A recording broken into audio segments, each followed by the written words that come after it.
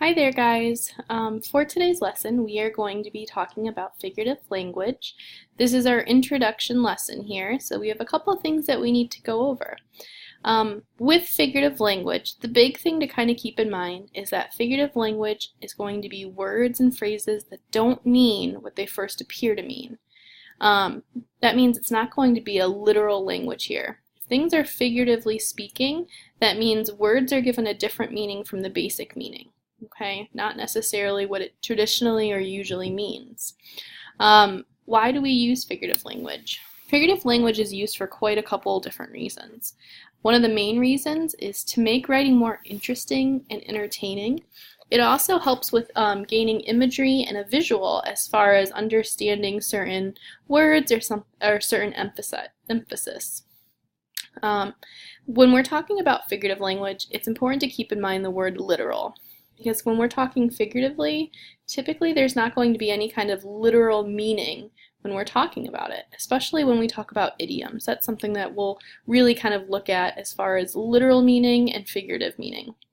Now, where do we see figurative language? Figurative language is seen in quite a couple different places. You can see figurative language most prevalently in poetry. You can also see it within songs or song lyrics and music, and then also just within our everyday novels or books that we come across. Now for this unit we will be talking about 6 different types of figurative language. We're going to start off today with 2 pretty easy and basic ones. These are types of figurative language that you have gone over before in prior grades, so this should really be a review for today. Now the first type that we're going to be looking at is a simile. When we talk about similes, similes are going to be a comparison using words like or as. Remember, even if you see the words like or as, it does not necessarily mean that it's a simile, right? You want to always make sure that there's some kind of comparison before you go forward and kind of label it as a simile. So let's take a look at one example we have here. The first one says, Anna sings like a canary. Anna's singing is being compared to a canary. Now keep in mind here that Anna and the canary are the 2 unlike things being compared. Okay, we have the word like, that tells us it's a simile, and then we're able to gain that meaning of they both are singing similarly. Okay, so down below it says Anna likes canaries. There is no comparison here, so it's not a simile, right? So if you're just saying Anna likes canaries, you have the word like, but it's not really comparing Anna to the canary. I'm not gaining any kind of additional meaning from that sentence or that example. Okay, so it can be a little bit tricky. You really want to make sure there's some kind of comparison. Let's take a look at the next example. Arnold is as smart as a whip.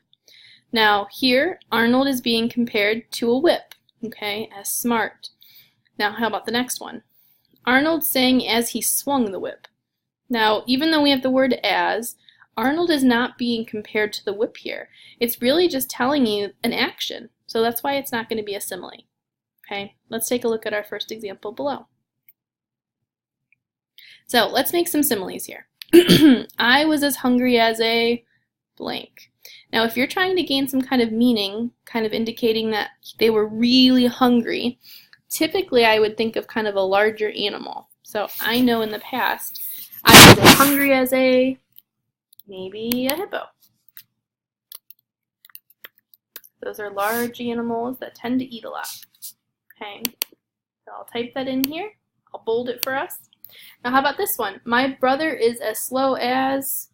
Okay, so if we know that he's really slow, if I think of an animal that maybe could show how slow he could be moving, I would maybe assume a turtle.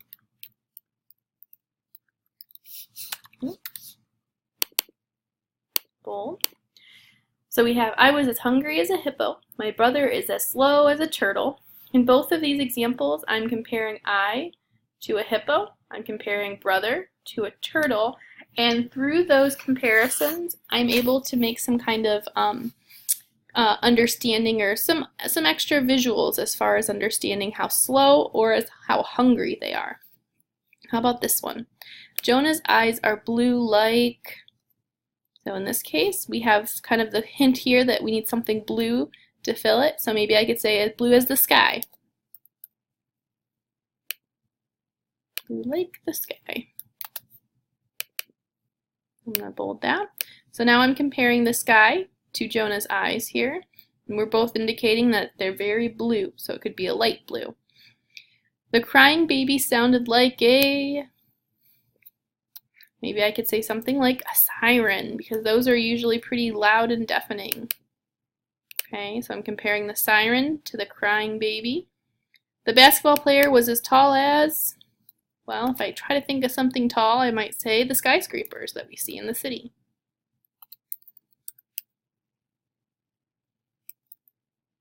Tall as a skyscraper.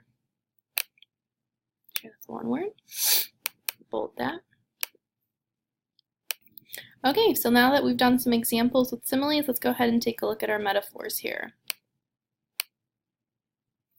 Alright, as for metaphors, the big difference to kind of keep in mind here is that although metaphors are going to be still comparing one thing to another, they are not going to be using the words like or as.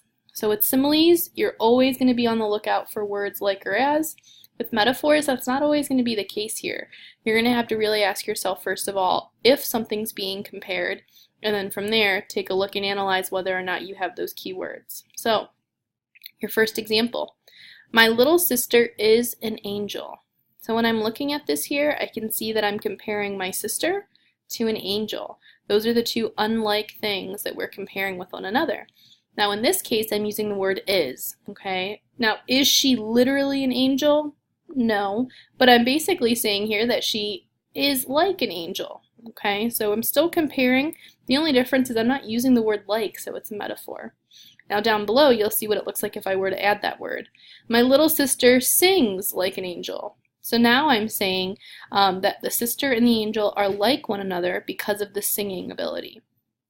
A little bit further down, Tim's room is a disaster area. So this is a metaphor. Now, is the room literally a disaster area? No, but I'm comparing it to one, kind of indicating that it could be kind of a mess. Down below, I have my simile version. Tim's room is as messy as a disaster area. So now I have the word as, and with the word as, that's going to really change it from a metaphor to a simile here. Okay? So now that we've taken a look at some of our notes, and just a little bit of an introduction as far as examples go, we're going to go ahead and take a look now at Google Classroom. So once we are here, let me go over to day 1. You have a couple of things posted on Google Classroom for you currently. So we do have our interactive notebook here. So if I click into this, I can view the material for you. This is going to be what we are going to be cutting and putting into our notebooks. So it looks a little something like this. This is going to go into our interactive notebook here, and these are the 6 different types of figurative language that we're going to be talking about. For today, we focus just on simile and metaphor, so we're going to get that glued in, and then we're going to go ahead and write a definition underneath it. Once you've finished with that definition, you're going to go back to your Google Classroom, and you have an assignment posted for you.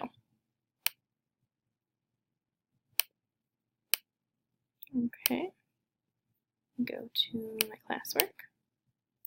So when I'm looking at this, I do have a couple videos that I would like for you to check out. The first one you can see here, Similes and Metaphor video. Okay. This is going to be a song by the Bazillions. It's one of the best ones that I've seen on YouTube as far as helping you kind of determine if it's a simile or a metaphor and showing the comparisons.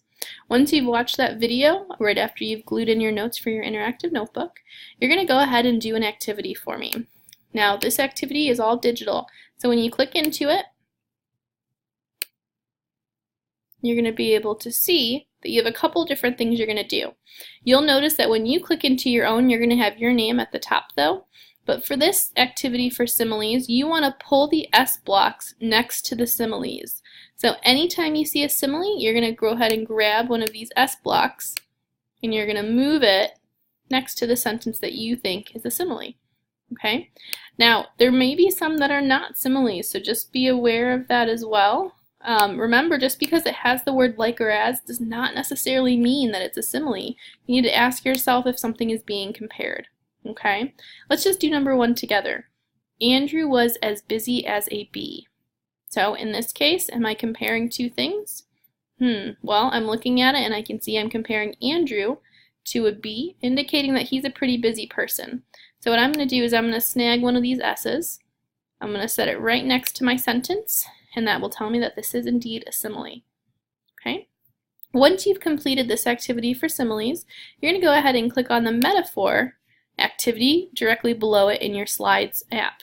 So for metaphor, it says pull the phrases into the correct box. I will say for today's activity, you don't need to worry about hyperboles. Okay, so just focus on metaphors and similes for me. Try to figure out which one is going to go where. Okay, so Tara sang like an angel. Ask yourself, are we comparing two things? If we are, take it a step further. Are we comparing two things using the words like or as? If that's the case, you're going to click on it and you're going to determine where it's going to go. Okay, once you've completed this activity, you want to make sure you go back to your classroom and you want to make sure that you've turned it in. Okay, so please make sure you double check that. Once you've finished that activity, we're going to continue on, and we're going to do this one together. We are going to be watching this video, and then once you've watched the video over Wonder Girl, I'm going to ask that you give me one good simile, okay, one good simile comparing two unlike things with like or as, and then one that's not necessarily a simile, okay, so use the words like or as without using the comparison. Okay. Then you have a couple other activities here. You're going to explain the difference between a simile and a metaphor in one of our discussion questions. Okay, that's your exit ticket for today. And then we have a couple resources just in case you want to check it out. Okay, one of which is going to be the notes presentation that I just kind of showed you and walked you through in case you'd like to refer back to it. And then finally, this is an activity that we're going to start at the end of today's class. I'm going to talk to you about it, and then we'll get started on it for tonight. Okay, and that's going to be our pop-up book, which is our art integration piece. Okay, so for this piece, you're going to select a simile or a metaphor. You have a couple different directions, and you're going to be making your own pop-up book based on a simile or metaphor. So this one says, I'm as sneaky as a snake. You can see here that we've illustrated a snake, and it's going to be a pop-up book. There's going to be a total of 5 pop-up pages in all by the end of our pop-up book, and this is our art integration piece, and it's also going to be used as one of your formative assessments for today. Okay. If you have any questions, please don't hesitate to ask. As you get rolling here, I will be around to help assist you with any of these activities. Okay, thanks guys.